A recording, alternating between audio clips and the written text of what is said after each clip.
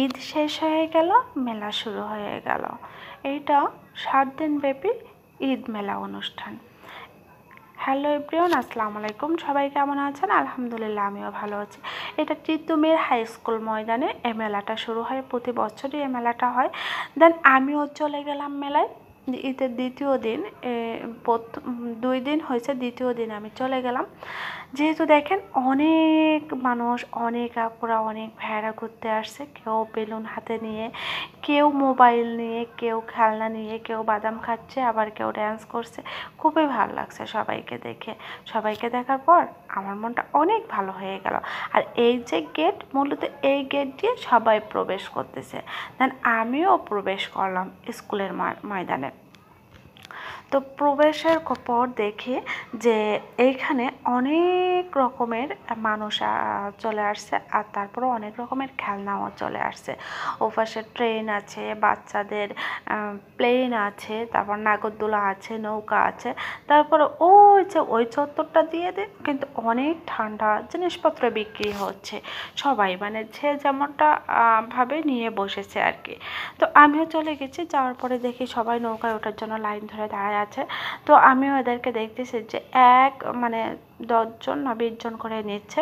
নেওয়ার পরে কিন্তু আবার সবাই লাইন ভরে যাচ্ছে, মানে একটুও খালি যাচ্ছে না, মুহূর্তের মধ্যে ভরে যাচ্ছে।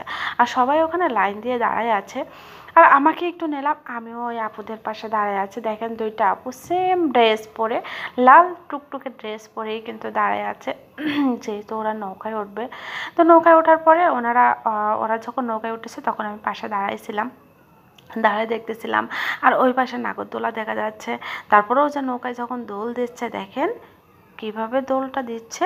তো দোল দেওয়ার পরে তখন দেখি কেউ মা নৌকার উপর উঠে আবার অনেকেই ড্যান্স করতেছে। আমার খুবই ভালো লাগছে এখানে। আর ওইখানে যে সাউন্ড বক্সে ধুম ধারাক্কা গান হচ্ছিল। সবাই যে নাচতে না জানে সেও এখানে মাজা ঘোরাচ্ছে। অবশ্যই আমিও নাচতে জানি না, কিন্তু আমারও না জানি কেমন জানি মনে হচ্ছিল যে আমি নাচতে পারবো এরকম আর কি। এত গানের ই আর কি, বক্সের ভিতরে এত, মানে সাউন্ড বক্সের ভিতরে এত ধুমধারাক্কা গান হচ্ছে। যাই হোক, সব মিলাইয়ে দেখলাম। আর তারপরে দেখেন নাগরদোলায় কিন্তু অনেকেই উঠতেছে। আমার খুবই ভালো লাগছে। এই আপুটাও যাবে নাগরদোলা। এর আগে এখান থেকে টিকিট কাটতে হয়। টিকিট কেটে সবাইকে উঠতে হবে। আর এ পাশে এই যে লাল টুকটুকে একটা শাড়ি পরে বউটা দাঁড়ায় আছে, কি সুন্দর করে দড়িটা ধরে দাঁড়ায় আছে। আমি তো দেখে অবাক হয়ে গেছি। ওর সাথে কিছুক্ষণ কথা বললাম। তো ও দেখতেছে সবাই। আর দেখেন নৌকার উপরে ওই ছেলেটা নাচতেছে। দেখেন, এদিকে নৌকা চলে আর ও নাচে, গানের তালে তালে নাচে। কি ড্যান্স রে বাবা! আর সুন্দরই নাচ হয়েছে, ও সুন্দর নাচেছে।